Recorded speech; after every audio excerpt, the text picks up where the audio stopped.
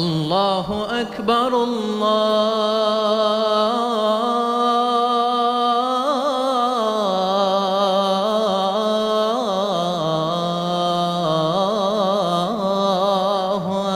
আকবার। আবু শেষের দিকে চলে আসছি। বিষ্ণু ইসা ইসলাম কিভাবে হিউম্যান রিসোর্সকে ম্যানেজ করতেন, মজার কথা আছে কয়েকটা, বলে বিদায় নিন। বিশ্বনবী কিভাবে এই মানব সম্পদকে ম্যানেজ করতেন। বিশ্বনবী he was a very good talent hunter, চৌকস ট্যালেন্ট হান্টার ছিল। কার মধ্যে কি ট্যালেন্ট আছে দেখলেই বুঝে ফেলতেন। সুবহানাল্লাহ পড়বেন না? কি নবী আমরা পেয়েছি। He was a very good talent hunter. আমার নবী তিনি চৌকস ট্যালেন্ট হান্টার ছিলেন। কার মধ্যে কি প্রতিভা বের করতেন, ওই প্রতিভাকে ইসলামের কল্যাণে কাজে লাগাতেন। সুবহানাল্লাহ বলেন। যাকে যেই জায়গায় সেট করলে ভালো হবে তাকে ওই জায়গায় সেট করতেন। কয়েকজন সাহাবীর জীবনী শোনাই। আবু মাহজুরা রাদিয়াল্লাহু তাআলা আনহু, মক্কার মুয়াজ্জিন, আগে ছিল মুশরিক, পরে হইছে মুমিন। উনি কিভাবে মুমিন হইলেন এই ঘটনাটা একটু আপনাদের শোনাতে চাই। তা আপনাদের তো সময় নাই হাতে, হ্যাঁ সময় আছে? এভাবে আবু মাহজুরা রাদিয়াল্লাহু তাআলা আনহু কিভাবে মুসলিম হলেন আওয়াজ করে শুনেন। হুনাইনের যুদ্ধ, অষ্টম হিজরি। বিষ্ণু ইসা ইসলাম হুনাইনের যুদ্ধ শেষে ফিরতেছেন। পথিমধ্যে বেলাল রাদিয়াল্লাহু তাআলা হুনাইনের যুদ্ধে, অষ্টম হিজরি। কত হিজরি সবাই বলেন না একটু, কত হিজরি? অষ্টম হিজরিতে হুনাইনের যুদ্ধে রাসূল সাল্লাল্লাহু আলাইহি ওয়াসাল্লাম ফিরে আসতেছেন মদিনায়।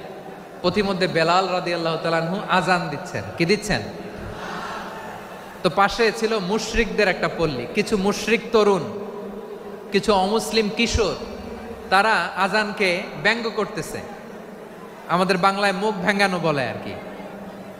বেলাল রাদিয়াল্লাহু তাআলা আনহু আজান দিচ্ছেন, ওই বাচ্চাগুলো মুশরিক, তো ওরা আজানকে ব্যঙ্গ করতেছে, বিকৃতি করে ওরাও আজান দিচ্ছে। উদ্দেশ্য হচ্ছে আজানকে নিয়ে ঠাট্টা করা। উদ্দেশ্য কি? ঠাট্টা করা। ব্যাপারটা মনে কষ্ট পাওয়ার মতো ব্যাপার না? কিন্তু বিশ্বনবী ওইখানে দেখেন কি খুঁজলেন। বিশ্বনবী খেয়াল করলেন অমুসলিম কিশোরদের মধ্য থেকে একটা কিশোরের গলাটা বড় দরাজ গলা, কণ্ঠটা বড় সুন্দর।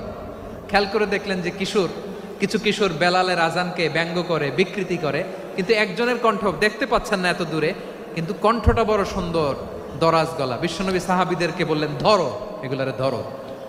সবগুলারে ধরে বিশ্বনবীর সামনে আনা হলো। ওরা হাঁটু গেড়ে বসলো।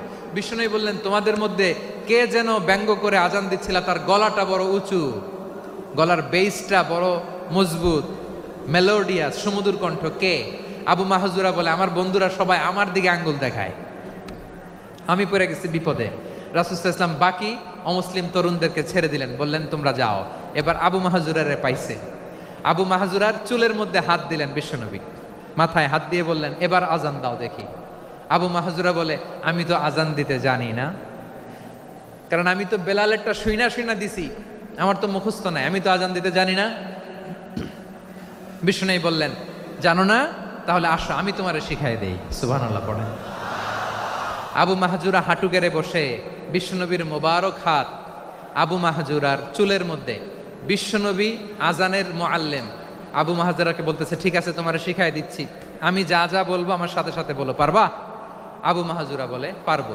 বিশ্বনবী আজান দিচ্ছেন মাথায় হাত দিয়ে, আল্লাহু আকবার, আল্লাহু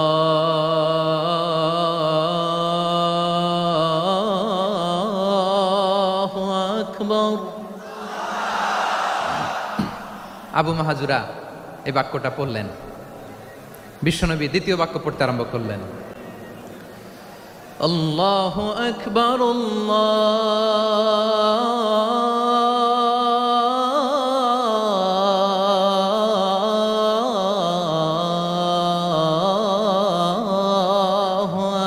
আকবার। আবু মাহজুরা এই বাক্যটাও বললেন। বিশ্বনবী আবু মাহজুরার মাথার মধ্যে হাত দিয়ে তৃতীয় বাক্য বললেন, আশহাদু আল্লা ইলাহা ইল্লাল্লাহ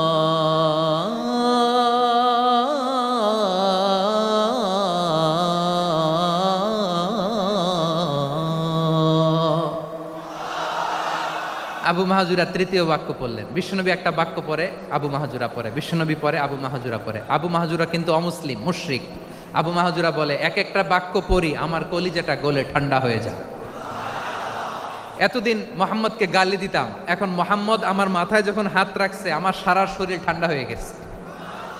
বিশ্বনবী আজান শিখাচ্ছেন, একটা একটা বাক্য পড়ে আবু মাহজুরাও পড়ে, বিশ্বনবী পড়ে আবু মাহজুরাও পড়ে।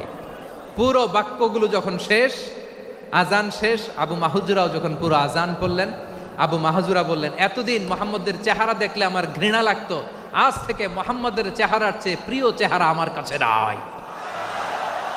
আবু মাহজুরা বললেন, ও মুহাম্মদ, আজানের বাক্য তো আপনি আমারে শেখালেন, এখানেই শেষ করবেন না, আপনি আমারে পড়ায় দেন লা ইলাহা ইল্লাল্লাহু মুহাম্মাদুর রাসূলুল্লাহ সাল্লাল্লাহু আলাইহি ওয়াসাল্লাম।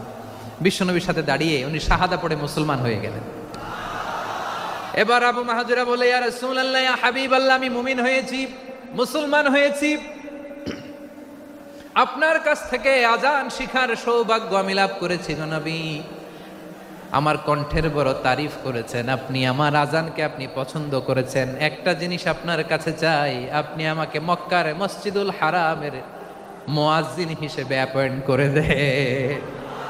বিষ্ণু ইসা ইসলাম বললেন, যাও আবু মাহজুরা, আমি তোমাকে পৃথিবীর শ্রেষ্ঠতম মসজিদ মক্কার মসজিদুল হারামের মুয়াজ্জিন হিসেবে অ্যাপয়েন্ট করে দিলাম। দেখছেন কিভাবে ট্যালেন্ট হান্টিং করতে হয়, কিভাবে হিউম্যান রিসোর্স মানব সম্পদকে ব্যবহার করতে হয়। আসছিল আজানকে ভেঙাইতে, আসছিল কেন? আজানকে ব্যঙ্গ করার জন্য, বিকৃত করার জন্য। আজানকে বিকৃত করতে যে ইসলামের সবচেয়ে শ্রেষ্ঠ মসজিদের মুয়াজ্জিন হয়ে গেল। পড়েন সুবহানাল্লাহ। হযরত আবু মাহজুরা রাদিয়াল্লাহু তাআলা আনহু ওনার এই সুললিত কণ্ঠ ব্যবহার করে মসজিদুল হারামে এত সুন্দর করে আল্লাহু আকবার বলে আজান দিতেন, মানুষগুলোর, মুসল্লিগুলোর, মক্কাবাসীর হৃদয়কে তিনি বিগলিত করে দিতেন, মানুষের হৃদয়কে ঠান্ডা হয়ে যেত। শুধু এখানেই শেষ না আমার যশোরের ভাইয়েরা, বিশ্বনবী যখন সাইয়েদনা আবু মাহজুরা রাদিয়াল্লাহু তাআলা আনহুকে আজান শিখাচ্ছিলেন, বলেন তো বিশ্বনবীর হাতটা কোথায় ছিল? আবু মাহজুরার মাথার সামনে, এই চুলের উপরে ছিল।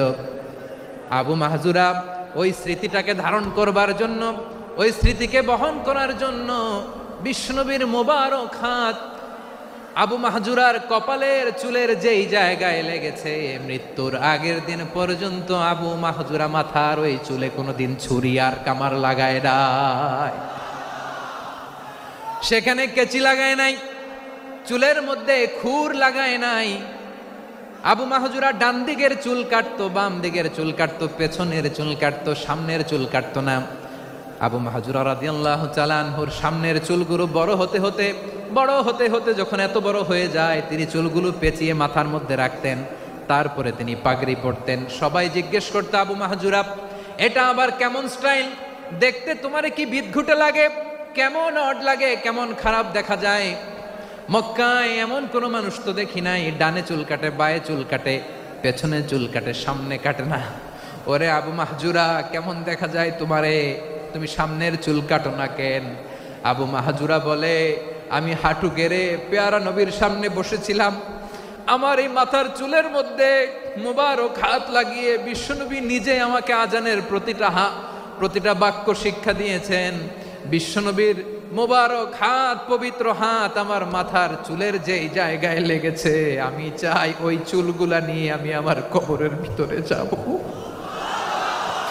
সাইয়েদনা আবু মাহজুরা রাদিয়াল্লাহু তাআলা আনহু ইন্তেকালের আগের পর্যন্ত মাথার সামনের চুলগুলা কাটে নাই, মাথার সামনের চুল তিনি কাটেন নাই।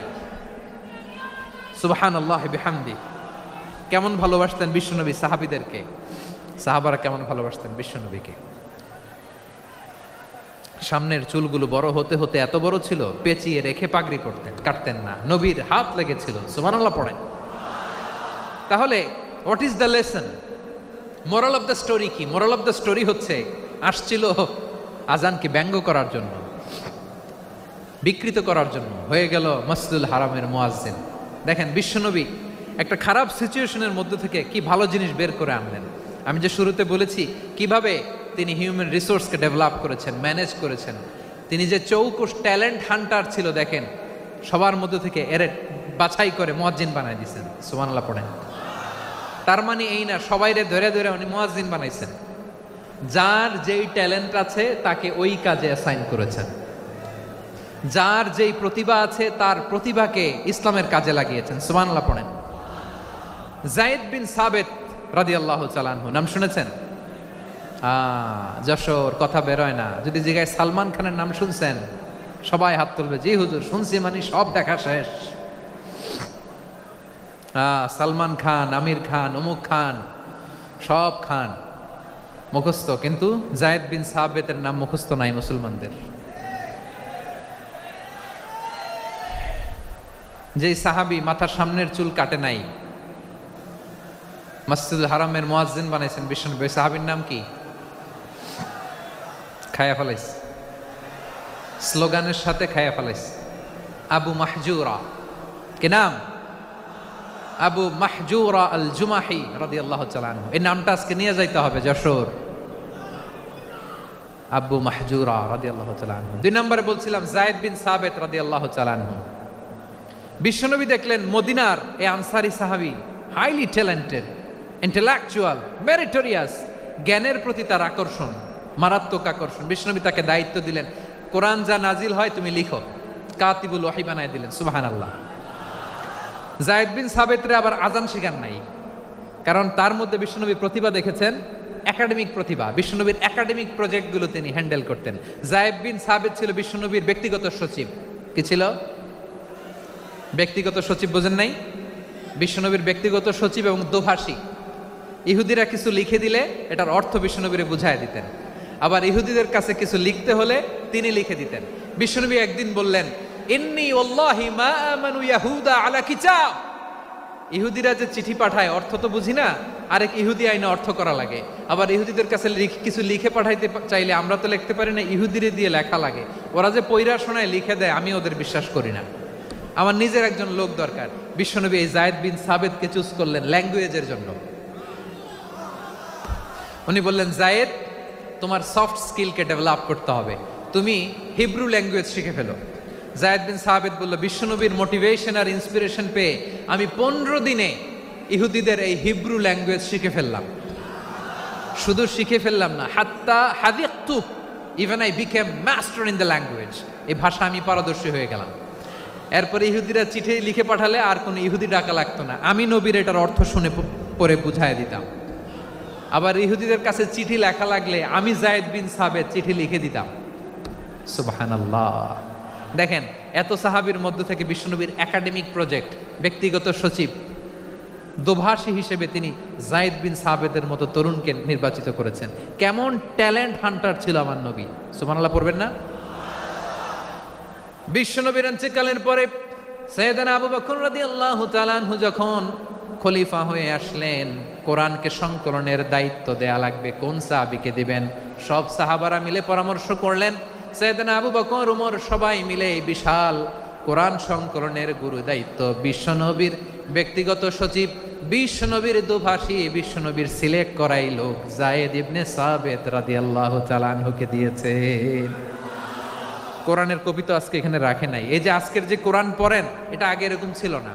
কোরআন নাজিল হলে সাহাবারা চামড়ার, ওটের চামড়ায় লিখে ফেলতো, ওটের চ্যাপ্টা হাড্ডির মধ্যে লিখে ফেলতো, গাছের গুড়ির মধ্যে লিখে ফেলতো, বিভিন্ন জনের কাছে ছড়ানো ছিটানো ছিল।